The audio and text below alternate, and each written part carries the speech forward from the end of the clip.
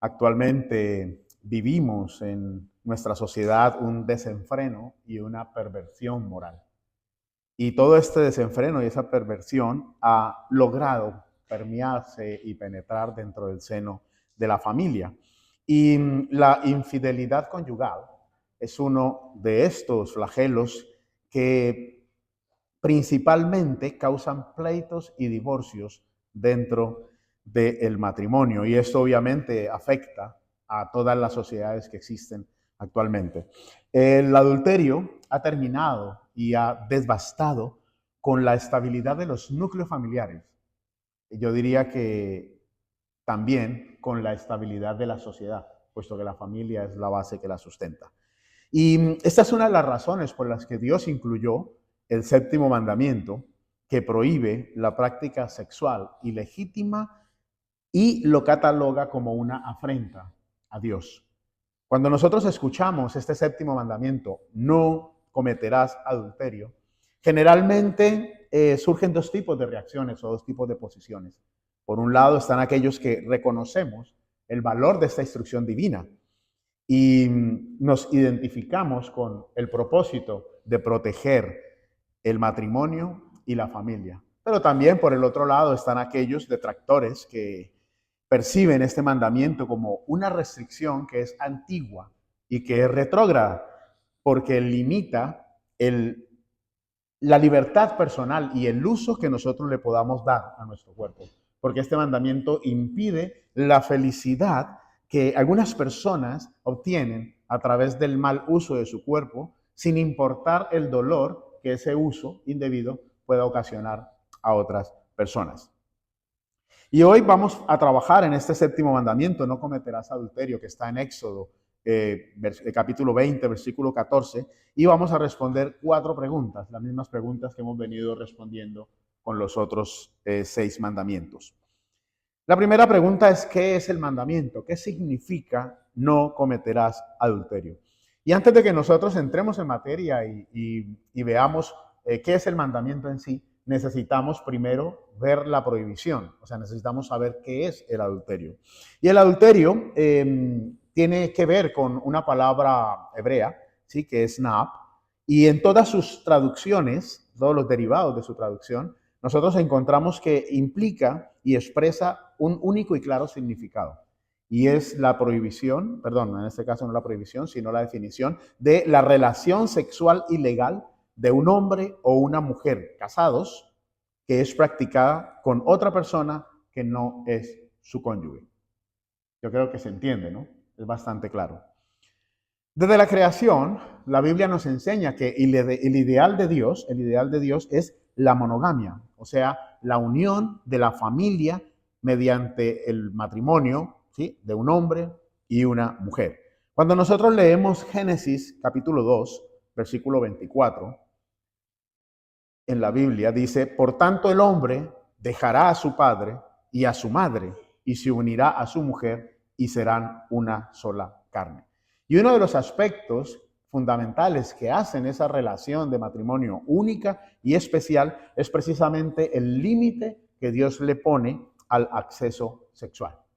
Por lo tanto, el adulterio, mis queridos hermanos, es un atentado contra el aspecto más central del pacto matrimonial, que es la unidad.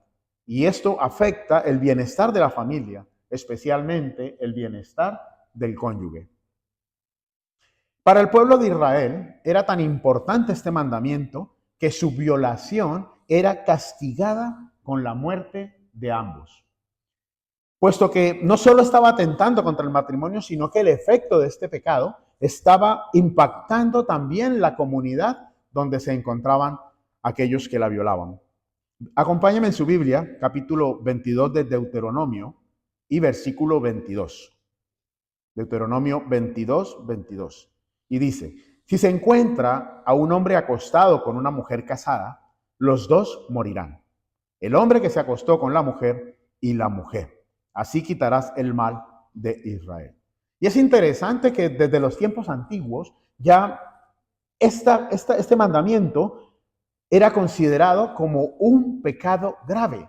O sea, el adulterio era un pecado gravísimo. Por eso nosotros en Génesis 20 encontramos esa historia que quizás todos ustedes la conocen, y es cuando Abraham se presenta delante del rey Abimelech con su esposa.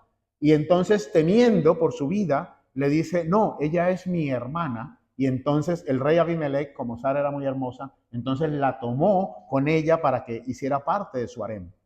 Pero Dios visitó a Abimelech en un sueño y antes de que se acostara con ella le advierte y le dice, eres un hombre muerto por haber aceptado a una mujer casada. Y aunque él intentó por todos los medios justificarte diciendo que Abraham le había mentido, que él no lo sabía, Dios en los versículos 6 y 7 le dice que no toque a la mujer, sino que se la devuelva a su esposo.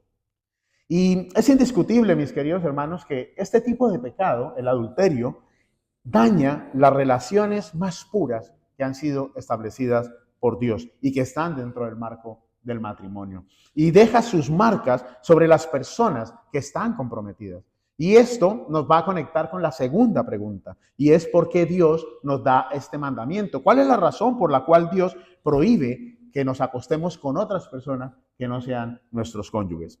Y Dios deja este mandamiento por dos razones.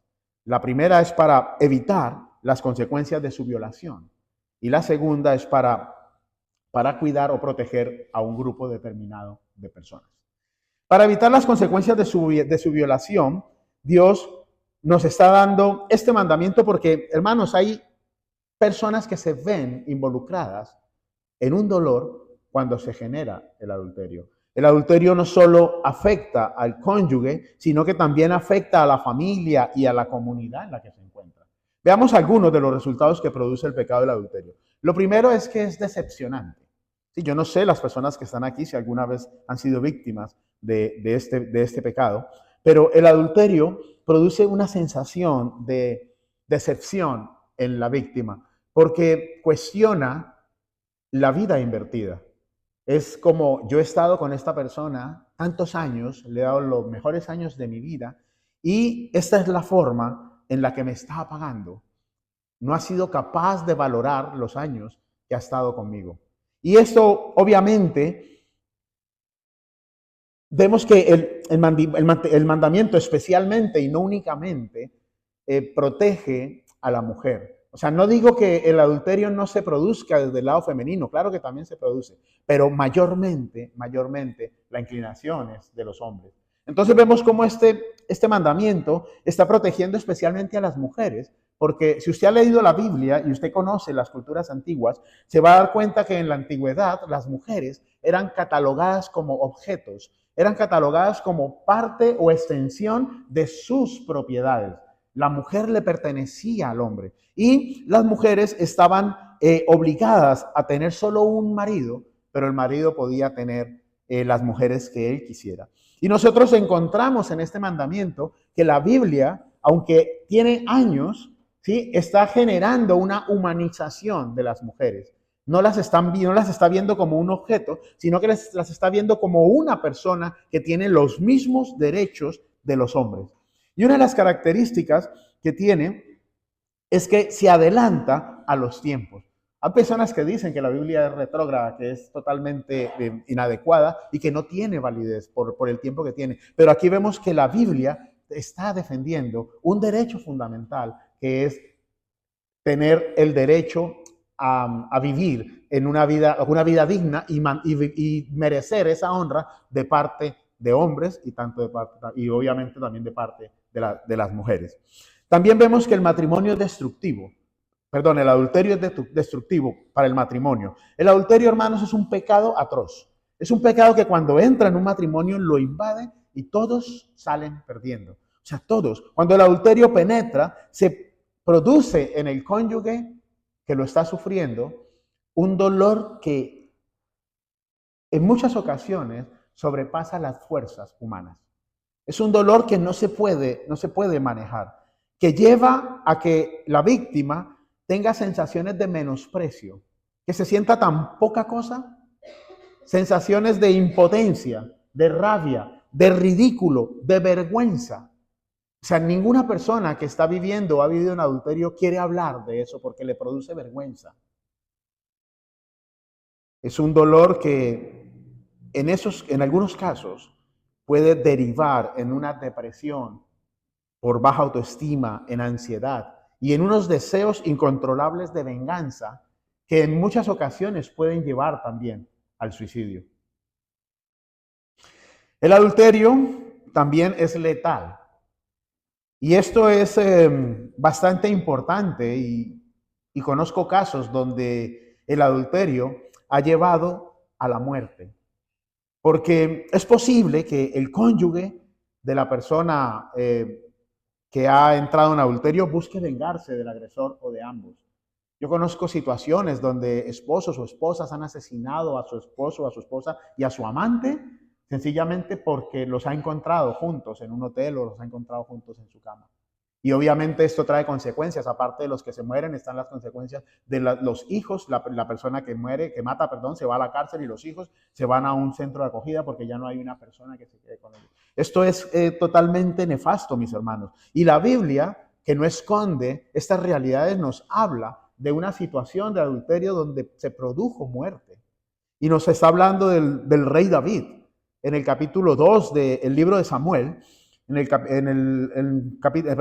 segundo libro de Samuel, capítulo 11, nosotros vemos al rey David, que el rey David procuró la muerte de Urías, el esposo de Betsabé, para quedarse con ella y tapar el pecado delante de la sociedad de lo que él había cometido, que era haberse acostado con una mujer casada. Y en esta historia nosotros vemos que por causa del adulterio hay una consecuencia letal para dos inocentes. Por un lado está el esposo de Betsabé, pero por el otro lado también vemos que Dios demanda la vida de ese primer hijo de Betsabé con David.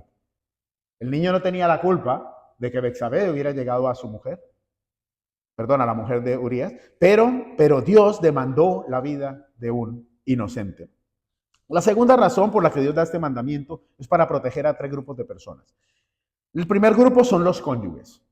Este mandamiento fue específicamente estipulado por Dios para proteger el matrimonio, para proteger la santidad del matrimonio, mis hermanos. Porque el voto matrimonial es un voto sagrado que usted hace delante de un juez, pero también lo hace delante de su esposa o su esposo y también lo hace delante de Dios. Por lo tanto, es un pacto sagrado que no se debe quebrantar nunca.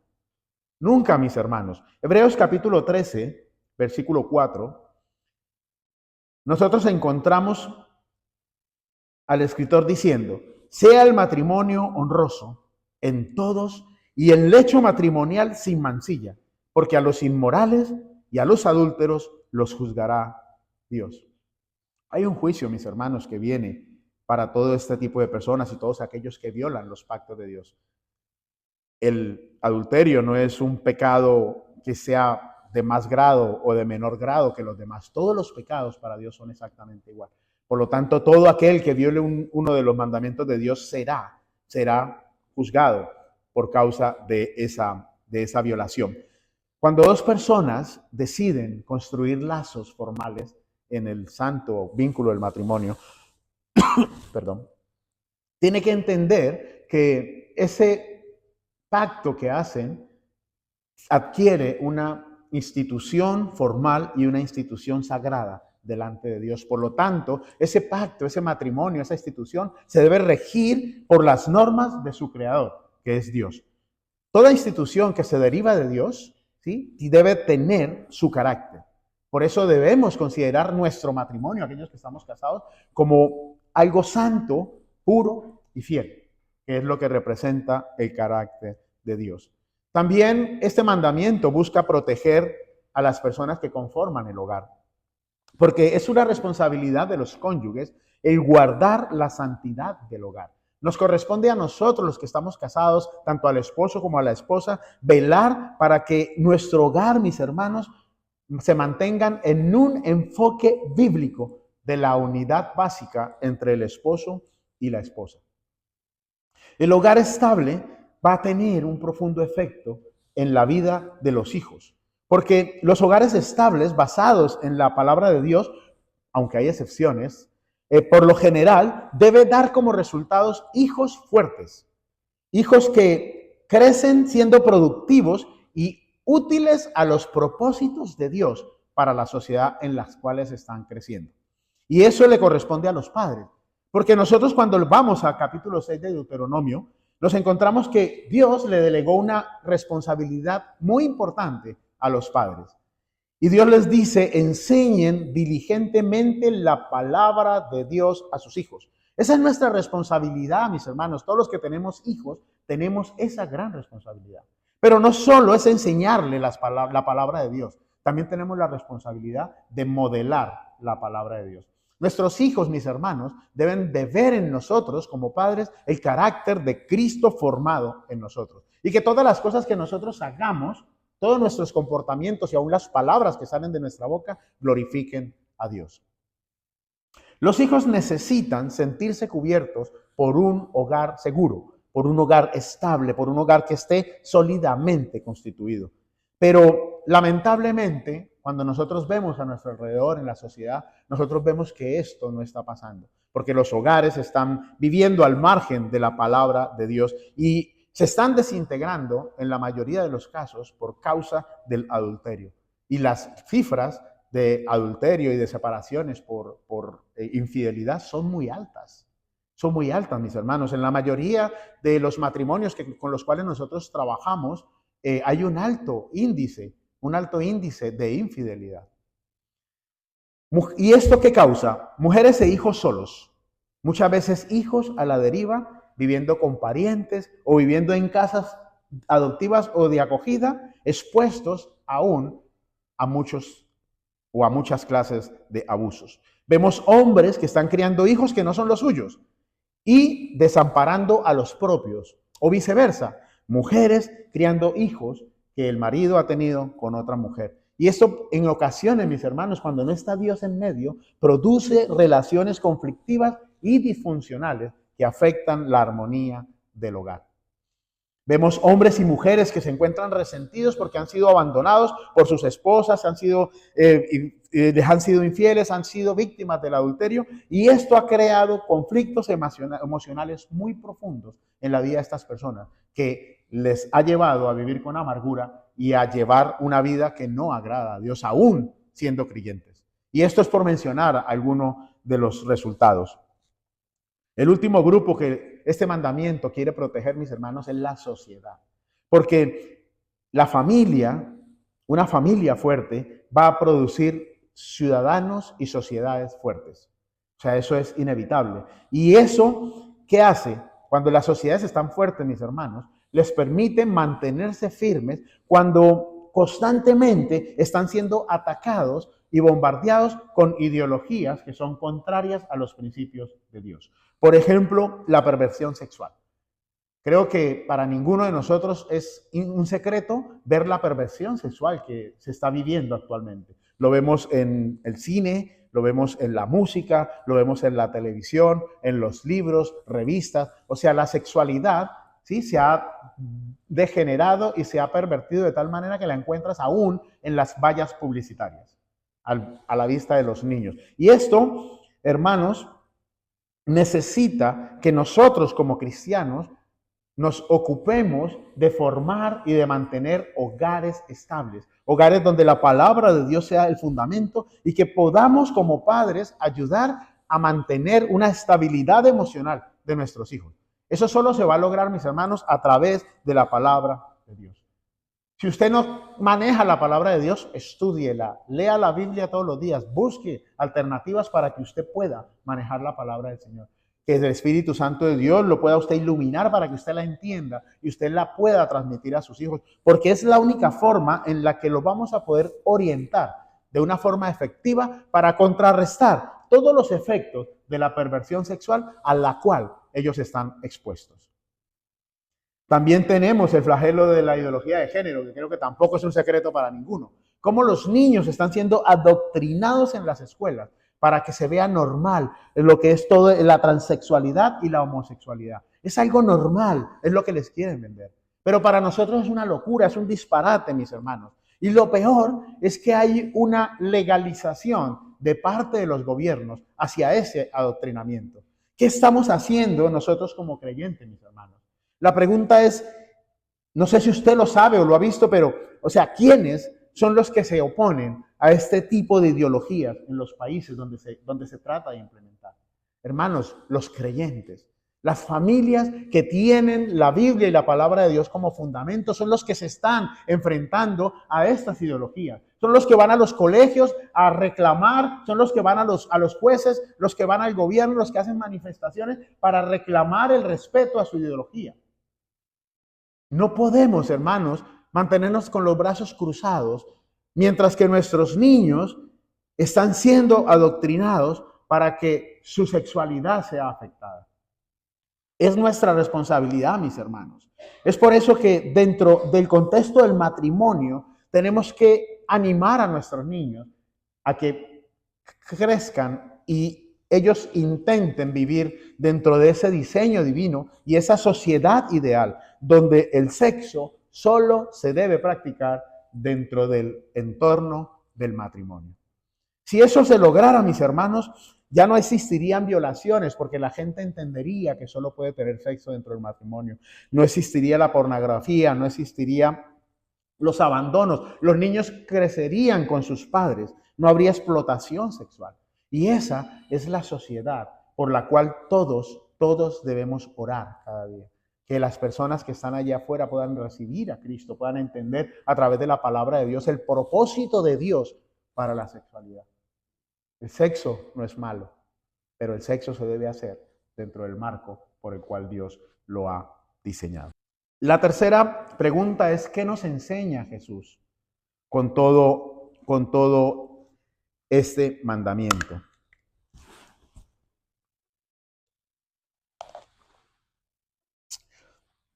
En su discurso famoso del Sermón del Monte, en Mateo 5, Jesús hace alusión a este séptimo mandamiento en unas líneas.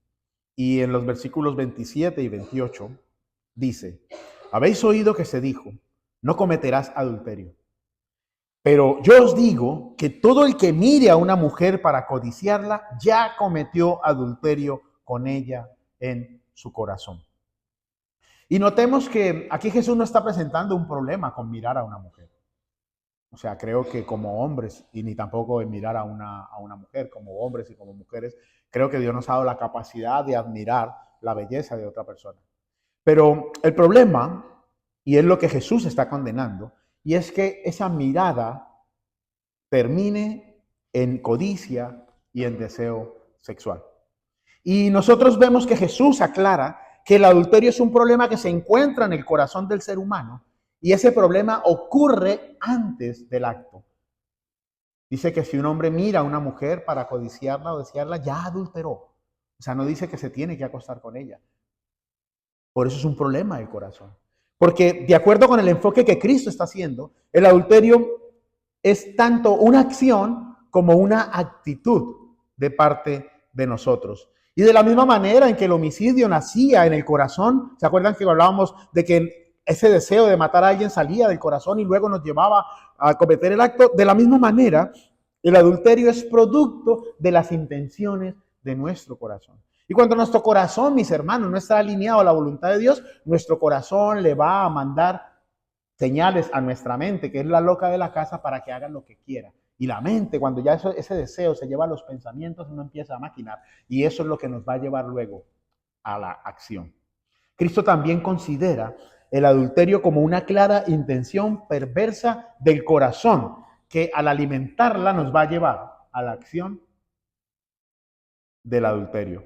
Por eso él continúa diciendo aquí en Mateo 5, versículo 29-30, y si tu ojo derecho te es ocasión de pecar, arráncalo y échalo de ti, porque te es mejor que se pierda uno de tus miembros y no que todo tu cuerpo sea arrojado al infierno. Y si tu mano derecha te es ocasión de pecar, córtala y échala de ti, porque te es mejor que se pierda uno de tus miembros y no que todo tu cuerpo vaya al infierno.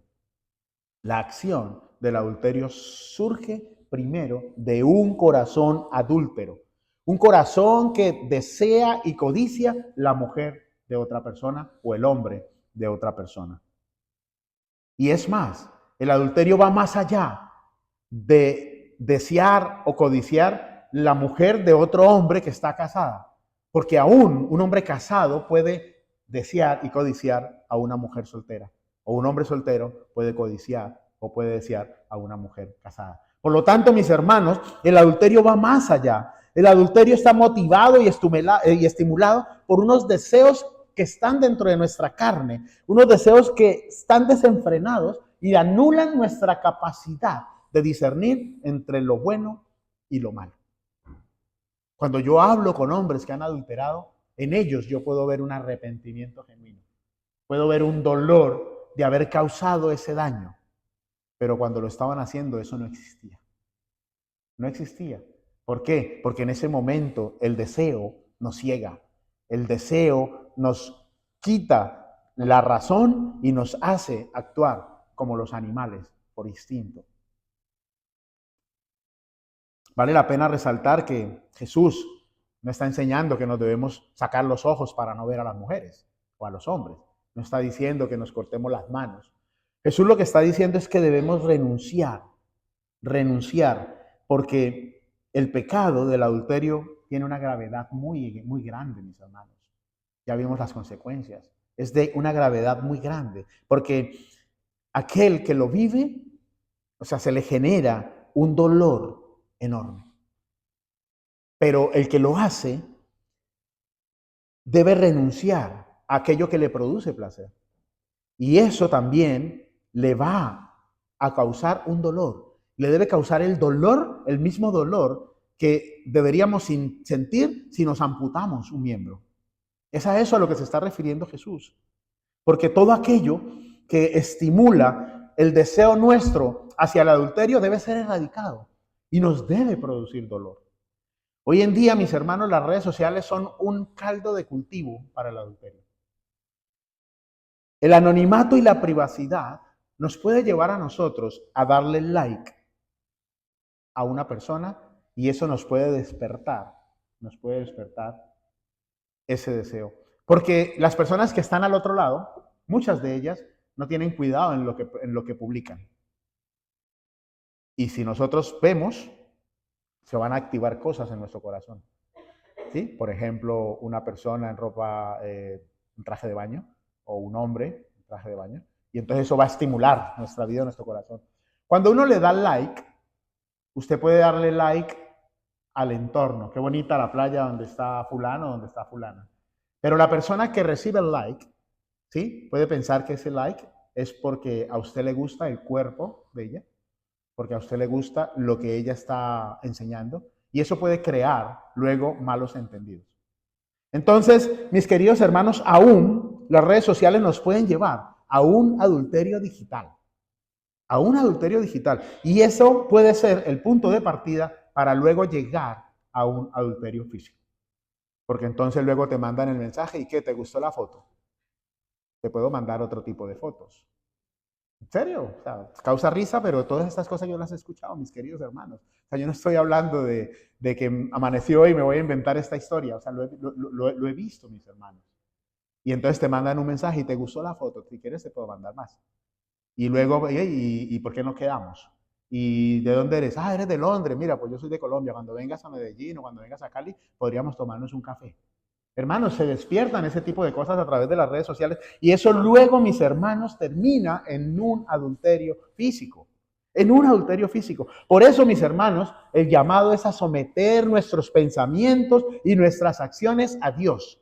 Que antes de nosotros poner en nuestras redes sociales un like, que nosotros pensemos en la intención y en las consecuencias que ese like pueda traer. Pero la buena noticia, mis queridos hermanos, es que hay esperanza para aquellos que han adulterado y se han apartado de su pecado, especialmente. Porque cuando Cristo, mis hermanos, vive en el corazón de un ser humano, esa vida se limpia y ya no es condenado por su pasado. Lo que usted hizo, mis hermanos, se ha quedado en el pasado. Si usted se ha arrepentido, si usted ha resarcido, si usted ha pedido perdón. Porque el perdón y la restauración que Jesucristo nos da produce en nuestro interior una libertad de la culpa y la vergüenza. Y nosotros podemos dar el testimonio de lo que éramos antes sin sentir nada de esas dos cosas. Hay una sanidad que solo el amor de Dios, a través de la obra redentora de Cristo y el poder del Espíritu Santo, sana en nuestras vidas y en nuestros corazones. Solamente es a través de eso, mis hermanos, todas las heridas que han sido causadas por el adulterio, ya hablando de las víctimas, también pueden ser sanadas por Cristo Jesús. Conozco mujeres, conozco hombres que han sido traicionados y ahora son hombres y mujeres de Dios, porque Dios se ha encargado de sanar esas heridas. Y en la mayoría de las ocasiones Dios les ha restaurado su corazón y han vuelto a casarse, han vuelto a amar. Porque las marcas que se quedan son marcas tan profundas, mis hermanos, que a veces es muy difícil transitar sobre ellas. La última pregunta y es, ok, con todo esto, ¿cómo cumplimos nosotros el mandamiento hoy? O sea, ¿esto por qué es para nosotros? Y el secreto para cumplir este mandamiento y no caer en el pecado del adulterio, mis hermanos, es amar y abrazar la palabra de Dios. Porque solamente el conocimiento de la palabra de Dios, solamente la palabra de Dios grabada en nuestro corazón y grabada en nuestra mente, es la que nos va a permitir amar a nuestros cónyuges de la manera correcta. Es la que nos va a permitir amar a nuestras esposas y a nuestros esposos a pesar de. Como creyentes debemos apartarnos, mis queridos hermanos, de todo aquello que pueda poner en peligro la santidad y la pureza de nuestro matrimonio. Y esto incluye, mis queridos hermanos, familia extendida, amigos, amigas, incluye redes sociales, o sea, cualquier cosa que pueda afectar la santidad del matrimonio, personas que nos puedan llevar a pecar, actos que nos puedan llevar a pecar, tenemos que erradicarlos de nuestra vida. Porque el matrimonio es una institución santa y pura, que es una extensión de la fidelidad y del amor de Dios para nosotros. Efesios 5, Pablo nos da pautas, algunas pautas, para aquellos que estamos casados poder cumplir con este mandamiento, no caer en adulterio y poder mantener un matrimonio que honre a Dios. Yo no hablo de matrimonios perfectos, no me malentendan, mis queridos hermanos. Hablo de matrimonios que honren a Dios, donde el amor, la comunicación y la fidelidad son la característica fundamental. Y Pablo dice, maridos, amen a su mujer como Cristo amó a la iglesia. Y para eso usted necesita saber cómo Cristo amó a la iglesia. Hermanos, lea la Biblia, porque la Biblia le va a decir cómo Cristo amó a la iglesia. La amó de tal manera que fue capaz de darse a sí mismo por ella. Esposos, ¿ustedes serían capaces de dar la vida por sus esposas? Es una pregunta retórica, no me contesten porque tiene a la esposa al lado. Y mujeres, sujétense y respeten a sus maridos porque ellos son la cabeza del hogar. Hermano, no está hablando de un sometimiento donde la mujer quede reducida a cero, donde la mujer no cuente para nada. No está hablando de eso. Si usted lee esta carta en el capítulo anterior, al final, Pablo dice que el secreto está en sometimiento mutuo. Sométanse los unos a los otros.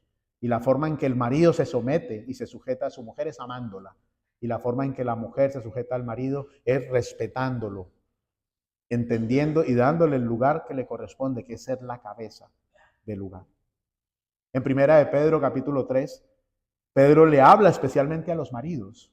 Por alguna razón, mis hermanos, si usted lee Efesios 5 y primera de Pedro, usted se va a dar cuenta que son 2 versículos para la mujer y como 7 o 9 para los hombres en Corintios. Y en primera de Pedro es más de lo mismo. Por alguna razón, mis hermanos, los hombres quizás hemos sido diseñados con algo especial que nos lleva a caer en el adulterio. Pedro dice, y vosotros maridos, igualmente, convivid de manera comprensiva con vuestras mujeres como un vaso frágil. Hermanos, tenemos que tratar a nuestras mujeres como vasos frágiles, no siendo ásperos con ellas. Ninguno de los que estamos aquí es perfecto. Ninguno de los que estamos aquí ha llegado ya, ni hombres ni mujeres. Pero la Biblia manda a los hombres por alguna razón a que nosotros tratemos como un vaso frágil a nuestras esposas, que seamos pacientes con ellas, que les demostremos el amor que Dios ha puesto en nuestros corazones. Mujeres, amar a vuestros maridos, respetarlos de la misma manera en la que nosotros como iglesia respetamos al Señor, porque el marido es cabeza de la iglesia del hogar, como Cristo es cabeza de la iglesia. Algunas formas prácticas.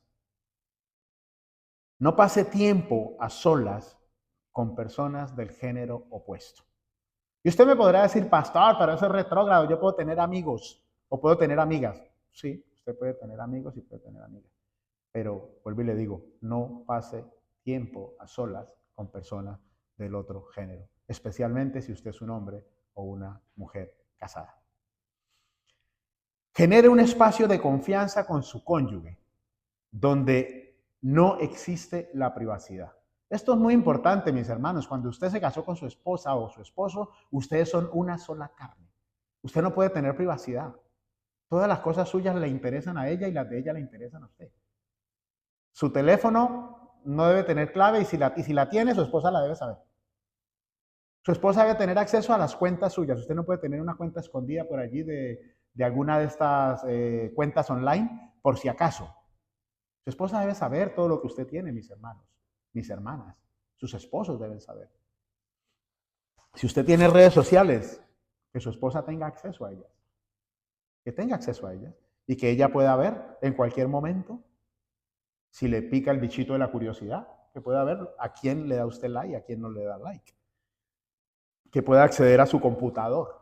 Que usted no tenga archivos ocultos, que no tenga nubes. O sea, la privacidad, mis hermanos, en el matrimonio no existe. No existe.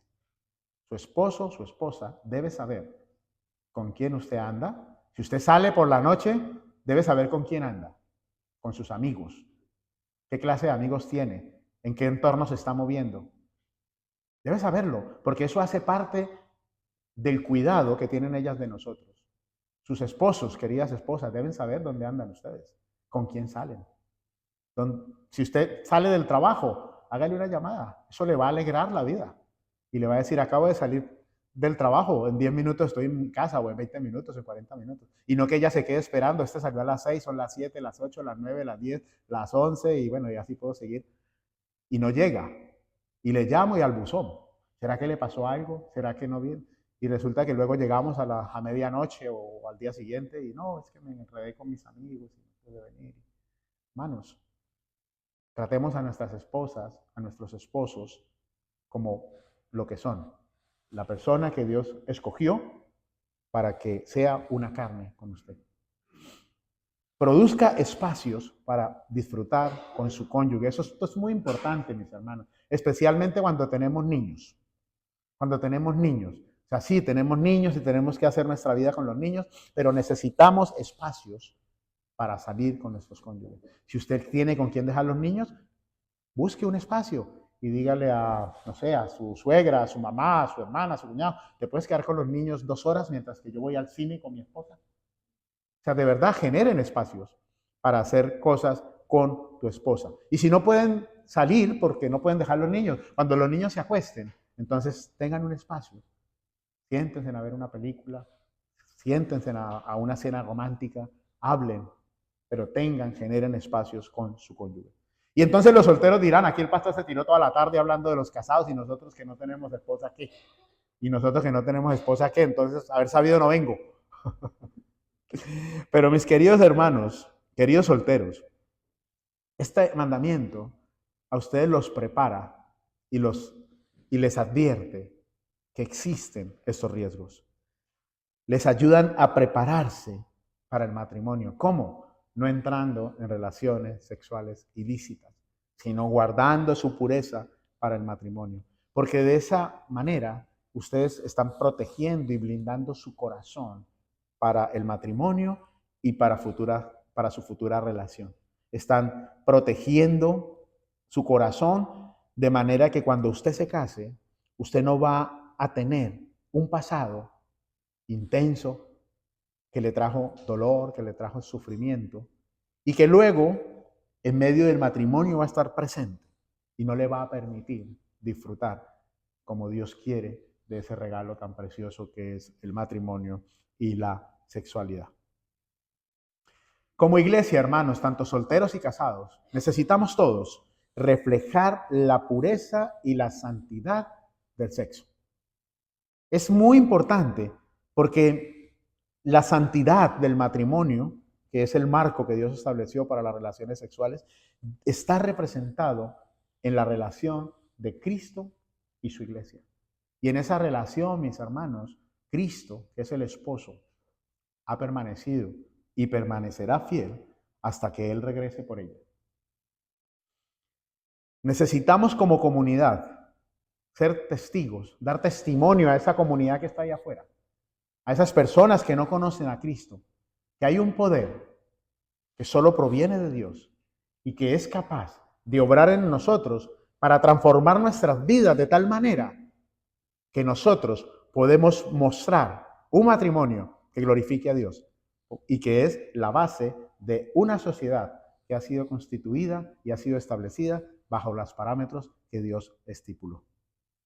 Es nuestra responsabilidad, mis hermanos, como creyentes, mostrarle al mundo que sí que se puede tener un matrimonio, no perfecto, pero sí un matrimonio regido por Dios. Un matrimonio donde cuando nos equivocamos, vamos y pedimos perdón. Un matrimonio que busca la restauración. Un matrimonio que no se centra en el pasado, sino que vive en el presente, en un presente que Dios está prometiendo a todos aquellos que se han acercado a Él. Pero lo necesitamos, mis hermanos, como cristianos, mostrarle eso a las personas que están allá afuera. Mostrarles que sí se puede, a pesar de nuestras imperfecciones, a pesar de nuestros errores, mantener un matrimonio que glorifique a Dios. Y esta es la palabra del Señor para nosotros en esta tarde, mis hermanos. Mi oración es que el Señor nos ayude, que el Señor nos fortalezca y el Señor nos dé esa sabiduría que necesitamos para poder mantenernos firmes cuando las tentaciones lleguen. Porque van a llegar, mis hermanos, van a llegar. Van a llegar las tentaciones. Alguien dijo, cuando yo me casé me dijeron que el matrimonio era hasta que la muerte nos separe. ¿Sí? Y ese chico que viene ahí está de muerte. O esa chica que viene ahí está de muerte. Hermano, no se refiere a eso. Se refiere a que usted hizo un compromiso y usted debe permanecer fiel a ese compromiso hasta que usted parta de esta vida, o hasta que su cónyuge parta, o hasta que el Señor venga y seamos arrebatados. Y entonces allí ya no vamos a tener ese problema porque no va a haber sexo. Vamos a orar entonces al Señor.